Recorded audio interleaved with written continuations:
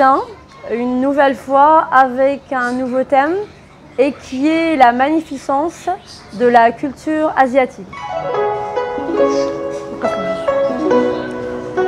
Alors, juste pour signaler, aujourd'hui nous allons vous présenter 4 œuvres, à commencer par le livre de l'Ikigai, qui est un livre sur le développement personnel dans la culture japonaise de Bettina Lemike.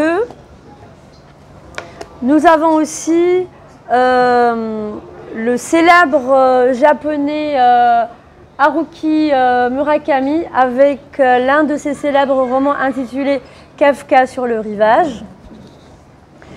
Nous avons aussi l'incontournable L'art de la guerre, voilà, qui a été épuisé. Voilà.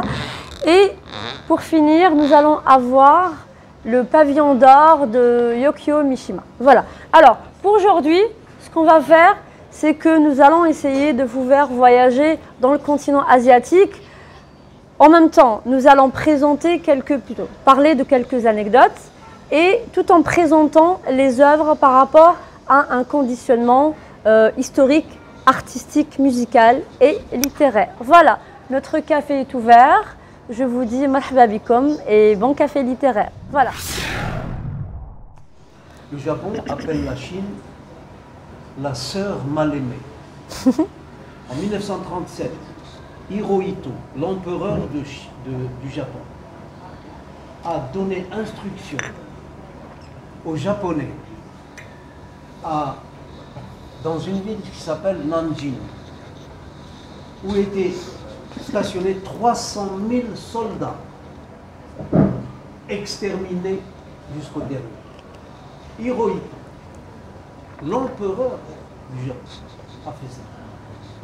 Alors quand on parle de littérature, la littérature japonaise qui semble être une littérature conciliante, une littérature de grande âme, derrière tous ces qualifiants se cache une féroce ténacité du peuple japonais.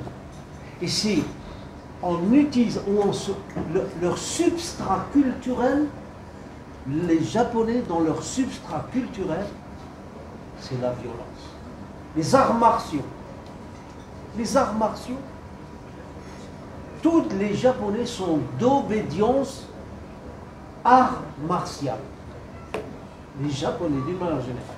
La littérature japonaise, très belle, très riche d'ailleurs, quand on va... Mais très violente. Oui, quand on va voir le pavillon d'or, je vais vous seulement montrer, me permettre... Il est là-bas. De vous faire voilà. Brève, mais alors très brève lecture, pour vous donner un aperçu,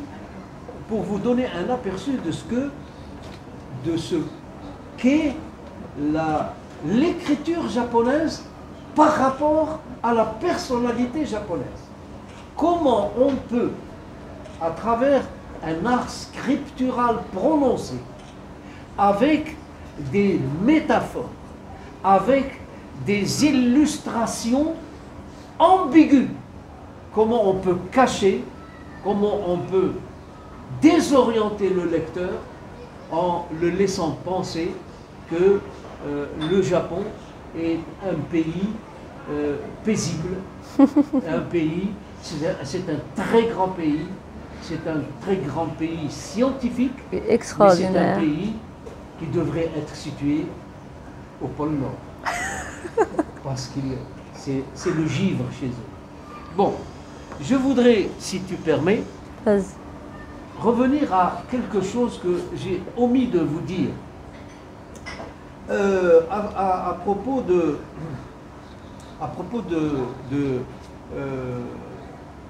Sun Tzu, hein, le chinois. Alors, regardez les Chinois, regardez Sun Tzu, qu'est-ce qu'il a fait? L'empereur lui a donné un ordre pendant la guerre. il est venu, il a demandé à l'empereur, il a fait convoquer 10 femmes, les favorites de l'empereur. Parmi elles, il y avait 2 officiers de l'armée. Sun Tzu leur a enjoint de faire quelque chose. Elles ont commencé à rire. Il a dit, bon, elles n'ont pas compris. Par conséquent, je vais redonner le même ordre en spécifiant exactement quels sont les objectifs. Et là, il a redonné cet ordre. Elles se sont moquées de lui. Et c'était les favorites du roi. Tranché la tête. Pour les 2 officiers, il leur a tranché la tête. Depuis, quand c'est la guerre, l'empereur délègue le pouvoir à Sun Tzu, c'est lui le guerrier, il lui dit, pendant la guerre, le citoyen n'est pas obéissant à l'empire. Voilà, pendant la guerre. Regardez les stratégies de guerre. Et ensuite... Bah ça c'est l'effet l'art de la guerre. Oui. Bah oui, les Japonais aussi l'ont... Ah oui, les Japonais, oui, ils l'ont utilisé. Les Japonais utilisaient la flamme pour brûler les Chinois. Je voudrais seulement vous dire qu'il y a 50, que je ne vais pas lire, hein, je vous dis seulement qu'il y a 50 consignes, il y a 50 consignes qui figurent ici dans le livre pour l'art de la guerre. Il y a la consigne numéro 2, que je voudrais vous lire seulement, c'est très rapide. Il y a la consigne 2 et la consigne... Voilà. La 2, écoutez ce qu'il dit. Battez-vous en descendant. N'attaquez pas en montant. Ça, c'est un principe de la stratégie militaire. de Sun Tzu. Ouais, voilà, c'est la stratégie militaire. Et la consigne numéro 28, la consigne numéro 28, il dit, voilà,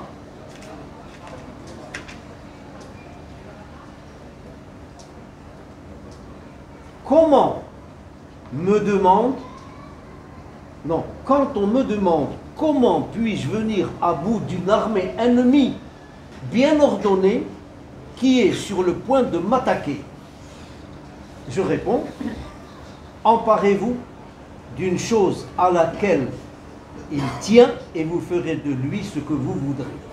Emparez-vous seulement d'une chose et vous ferez de lui ce que vous voudrez. C'est une petite lecture que je tenais à vous faire pour un petit peu situer la ténacité des Chinois dans la stratégie de guerre. Pour revenir à ce livre qui est de Yukio Mishima, qui est un japonais, le pavillon d'or. Alors, pour être honnête, je ne l'ai pas lu entièrement, mais j'ai lu l'essentiel. Et j'ai découvert que le peuple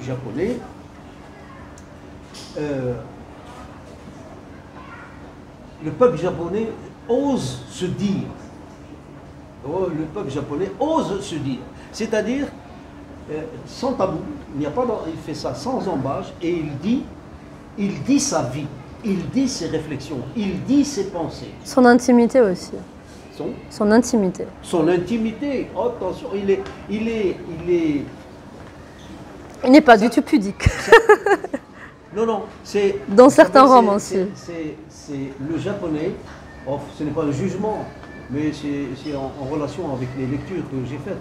Le japonais est un homme, est un être humain, c'est un être humain qui est capable d'étouffer ses instincts. Voilà. C'est un être humain qui est capable d'étouffer ses instincts. C'est terrible, terrible. Ils ont pour cela, ils ont une préparation philosophique dont tu as parlé. Ils ont une préparation philosophique qui consiste à nier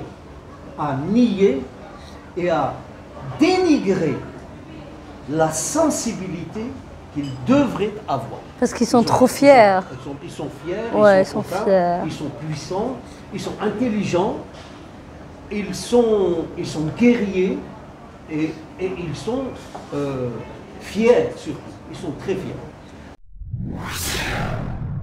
Le livre de l'ikigai de Bettina Lamke, c'est une Allemande, une éditrice et une traductrice d'origine allemande qui a à son compte pas mal d'ouvrages sur le développement personnel et elle a écrit un livre très connu qui s'appelle Le Bouddhiste qui a été vendu juste rien qu'en Allemagne à plus de 80 000 exemplaires. Donc là, ce qui se passe, c'est que cette dame écrit beaucoup de choses sur le bouddhisme, sur la méditation.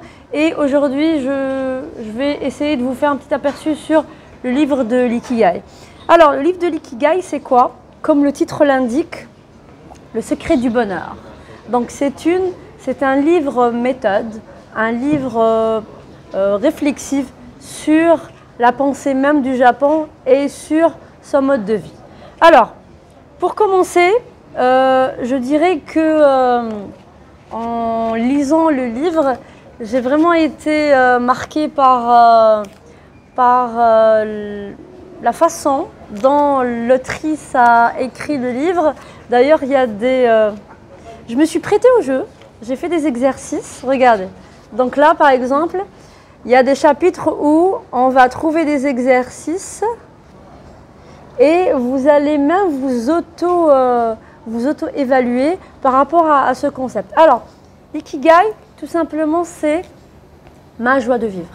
C'est mon bien-être, c'est comment je dois trouver le juste milieu entre ce que j'aime, ce que je peux apporter au monde, mes compétences professionnelles et comment je pourrais gagner ma vie. Alors, je vous dis, si vous arrivez un jour à réunir les 4 entités, au milieu, vous aurez l'ikigai. Il faut signaler que 95% des sociétés dans le monde entier ne possèdent pas d'ikigai. Donc ce livre-là, c'est une philosophie suite à une recherche de chercheurs qui a été faite dans une île qui s'appelle l'île d'Okinawa. Donc cette île, elle est surnommée l'île des centenaires. Comme je l'ai dit tout à l'heure, on a plus de population qui a à peu près 60 ans et plus. Et sur cette île, il y a des gens qui ont 110 ans, 120 ans, 140 ans, à tout casser. Voilà.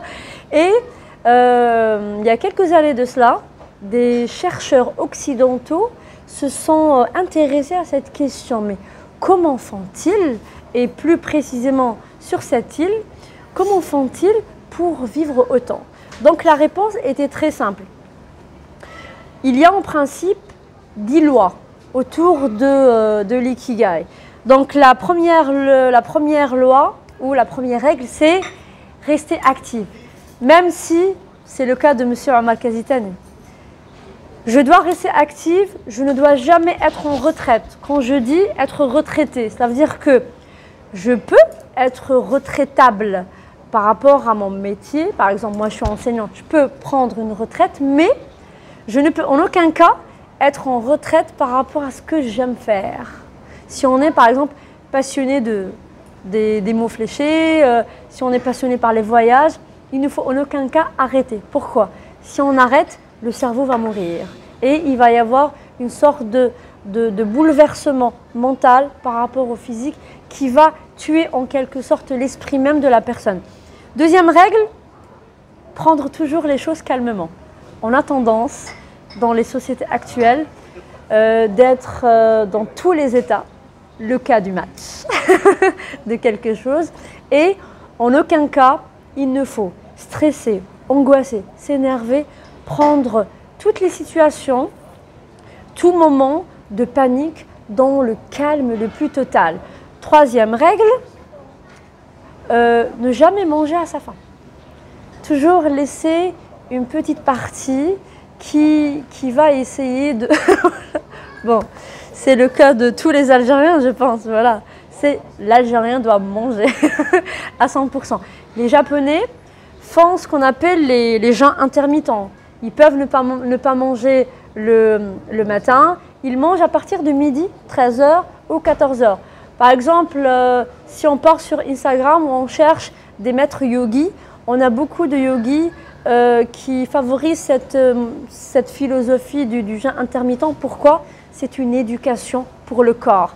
C'est aussi une cure pour nettoyer le corps de tout ce qu'on mange à l'extérieur, sachant par exemple dans toutes les sociétés modernes actuellement, on passe notre temps à manger dehors. À manger dehors. Non pas manger à la maison, mais à manger dehors. Donc les Japonais essaient d'éduquer le corps à manger sainement. D'ailleurs, Omar l'avait dit tout à l'heure, ils ne mangent pas vraiment de viande. Ils mangent du poisson et beaucoup de cru. D'ailleurs, je suis très fan de leur gastronomie. Genre, à chaque fois, je pars pour manger des sushis et je me dis, eh ben, c'est japonais. Oui, voilà, il y a beaucoup de plantes. Quatrième règle, s'entourer de bons amis. Éviter les relations toxiques et être avec des amis qui peuvent nous apporter beaucoup de choses. Cinquième règle, être en forme pour mon prochain anniversaire. Donc chaque année, qui dit je dois être en forme, dit je dois faire du sport. Les Japonais sont très friands de sport, d'activités sportives et même les gens qui ont 60 ans, 70 ans, 90 ans pratiquent une activité sportive, que ce soit une fois par journée ou 3-4 fois par semaine. C'est vraiment vital pour eux, pour la survie. La sixième règle est le sourire. Bien entendu, quand on offre le sourire, je pense que c'est le plus beau des cadeaux. Septième règle qui est très fidèle à la pensée japonaise, me reconnecter à la nature. C'est toujours, on est fait de terre, on est fait de nature, on doit à chaque fois se reconnecter à la nature. Huitième règle, la gratitude. Remercier nos parents, les gens que nous côtoyons au quotidien. On peut remercier les gens par certaines occasions ou dans certaines situations. Neuvième règle qui rejoint en quelque sorte la philosophie le pouvoir du moment présent. Je pense que tout le monde a lu ce livre. Voilà. Ce qui revient à, je dois me concentrer dans le moment présent. Je dois essayer de profiter à chaque moment des gens avec lesquels je suis, de ma famille, de ce que je fais, de ce que je mange, ou dans un voyage, si je me retrouve dans un voyage. Ne jamais faire marche arrière. Il y aura des regrets certainement. Ne jamais trop penser à l'avenir, ça va torturer l'esprit, puisque l'esprit adore le contrôle. Il n'aura en aucun cas le contrôle vers un avenir proche ou lointain.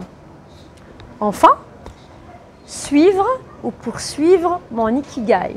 Pour ceux et celles qui n'ont pas vraiment d'ikigai, ce livre-là leur conseille d'essayer de le créer. Et c'est un livre qui fait une véritable formation. Voilà. Donc là, voilà. Donc c'est une espèce d'exercice. Alors la page 152, 153, ce que je viens de vous expliquer, c'est ce que j'aime faire. On peut le symboliser comme une sorte de cœur. Ce que je sais faire, mes compétences, les outils que je possède, ce dont le monde a besoin. Comment je peux aider mon entourage? Qu'est-ce que je peux offrir à mon entourage qui puisse être positif? Enfin, ce pourquoi je pourrais être payé. Voilà.